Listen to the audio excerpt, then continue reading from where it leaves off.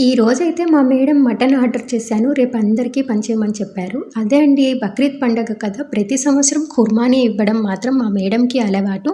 ఈరోజు మా మేడం 4 పొట్టేళ్ళు ఆర్డర్ చేశారు. వాళ్ళన్నీ కట్ చేసి ఇలా ప్యాకెట్లు చేసేస్తారు. 2 పొట్టేళ్ళు మాత్రం ఫ్యామిలీకి, ఫ్రెండ్స్‌కి, రిలేటివ్స్‌కి పంచమని చెప్పారు. ఇంకా 2 పొట్టేళ్ల కూర మాత్రం బయట పనిచేసేవాళ్ళు, డ్రైవర్ వాళ్ళు, ఎవరైనా బయట సెక్యూరిటీ వీళ్ళు కనిపిస్తారు కదా! వాళ్ళందరికీ పంచేయమని చెప్పారు.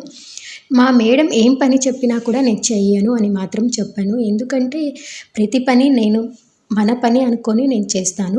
మనకి ప్లస్ పాయింటో, మైనస్ పాయింటో తెలీదు. మా ఇంట్లో పనిచేసే డ్రైవర్ అన్నకి హిందీ తప్ప ఇంకా అరబ్బీ, ఇంగ్లీషు ఏది అర్థం కాదు. సో, అందుకోసం మా మేడం ఏం పని చెప్పినా కూడా అన్ని పనులు నేను చేసి పెడతాను.